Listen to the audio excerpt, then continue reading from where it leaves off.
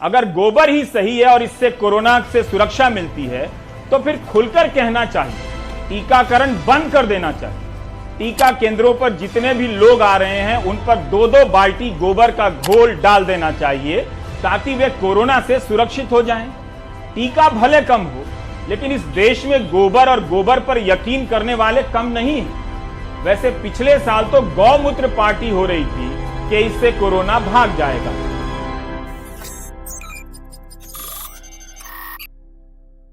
नमस्कार, मैं रवीश कुमार। क्यों कहता हूं कि 2021 के अप्रैल और मई के महीने में ऑक्सीजन के बगैर तड़पा तड़पा कर मार दिए गए लोगों की गिनती नरसंहार में होनी चाहिए।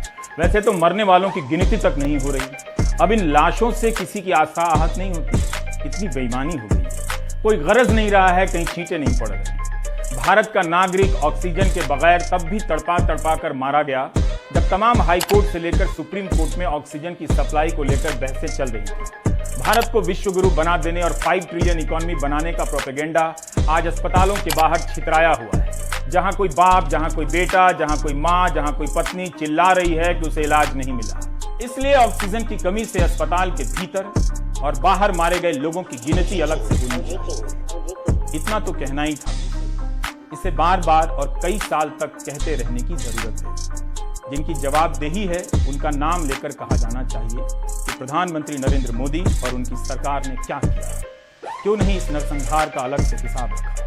स्वास्थ्य मंत्री डॉक्टर हर्षवर्धन ने कहा था कि महामारी अब खात्मे की तरह, ठीक उसी तरह से जैसे पिछले साल कहा गया कि कोई मेडिकल इमरजेंसी नहीं, कोई सफाई नहीं कि किस आधार पर इस तरह के बयान दिए जाते हैं। हमने Covid specific health infrastructure develop करने पर जोर लगाया। हमने अपने ह्यूमन रिसोर्सेज को कोरोना से लड़ने के लिए ट्रेन किया। टेस्टिंग और ट्रैकिंग, इसके लिए टेक्नोलॉजी का भरपूर इस्तेमाल किया। आपको याद होगा कि पिछले साल जब महामारी ने दस्तक दी थी तो 2 बातें कही गई थी, testing testing testing, ventilator ventilator ventilator. 1 साल बाद भारत में टेस्टिंग का हाल यह है कि दिल्ली एनसीआर में अप्रैल के महीने में खुद मैंने टेस्ट के लिए बुक किया तो सैंपल लेने के लिए 4 दिन बाद आए। अब आते हैं वेंटिलेटर पर। इस दौरान ऑक्सीजन के बाद दूसरी अपील वेंटिलेटर को लेकर आई।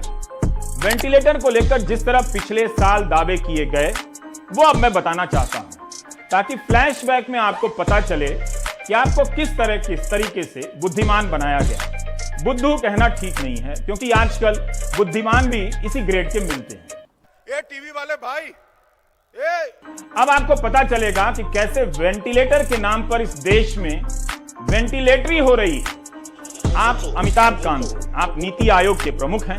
आपने 25 जून 2020 को एक ट्वीट किया है और इसमें लिखा है कि भारत हर दिन 1000 वेंटिलेटर बना रहा है, जल्दी ही निर्यात करने लगेगा। फोकस निर्यात पर है ताकि प्रोपेगेंडा मास्टर इस ट्वीट को लेकर आपको बता सकें कि भारत इस स्थिति में पहुंच गया है, विश्व गुरु बन गया है कि वेंटिलेटर निर्यात करने लगा है।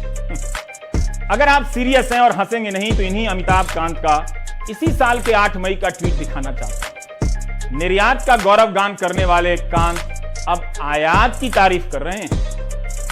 भारतीय कस्टम ने ब्रिलियंट जॉब कर दिया है।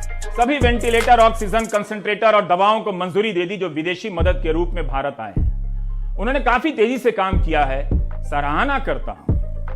जो व्यक्ति पिछले साल जून में भारत में हर दिन 1000 वेंटिलेटर बनाने की बात कर रहा है, वो इस साल मई में विदेशी मदद के तौर पर आए कुछ वेंटिलेटर का स्वागत कर रहा है, कस्टम की मंजूरी मिलने की बधाई दे रहा है। अमिताभ कांत को बताना चाहिए कि हर दिन बनने वाला 1000 वेंटिलेटर कहां गया।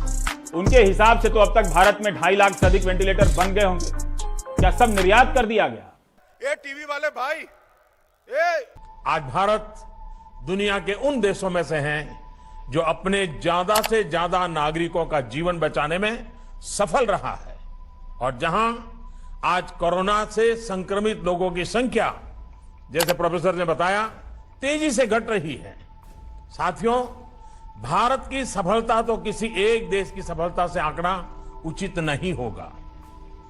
जिस देश में विश्व की 18% आबादी रहती हो, उस देश ने कोरोना पर प्रभावी नियंत्रण करके पूरी दुनिया को मानवता को बड़ी त्रासदी से भी बचाया है। अमीर और मिडिल क्लास ने कभी नहीं सोचा होगा कि उनके लिए प्राइवेट अस्पताल कम पड़ जाएंगे। इस बार उन्हें पता चला कि हर प्राइवेट अस्पताल नहीं होता। कुछ अच्छे होते हैं, कुछ औसत होते हैं और ज्यादातर दुकानें होती हैं। सिंपल दुकान। जैसे रविवार को गुजरात के प्रतिष्ठित अखबार गुजरात समाचार ने पहले पन्ने की बैनर हेडलाइन से ऊपर एक लाइन लिखी, जब देशवासी कोविड से मर रहे थे तब लोक सेवक सरमुख्तियार बन रहे थे। गुजराती में सरमुख्तियार का एक मतलब तानाशाह भी होता है। और लाइन के नीचे दिल्ली में बन रहे 22,000 करोड़ के सेंट्रल विस्ता का भी जिक्र है। लिखा है कि जब रोम जल रहा था तब नीरो बांसुरी बजा रहा था। प्रधानमंत्री भी ऐसा ही कर रहे हैं। कोरोना के बीच फकीर अपना घर बना रहा है। कोई सीधे नहीं कह रहा कि तानाशाह कौन है।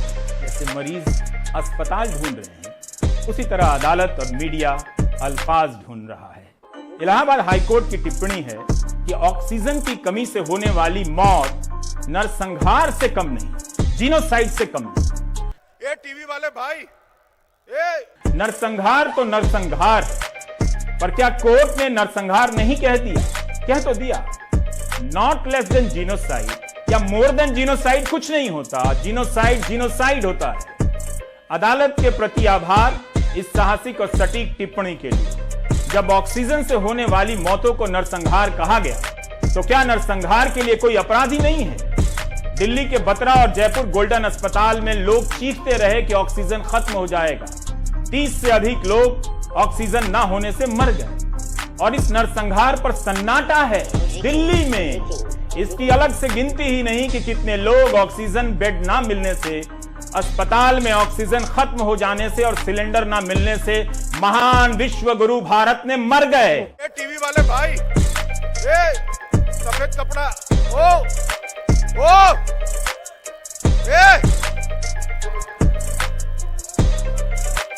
ईश्वर कर दो कैमरा ईश्वर कर दो, तुम कैमरा तुम ईश्वर कर दो।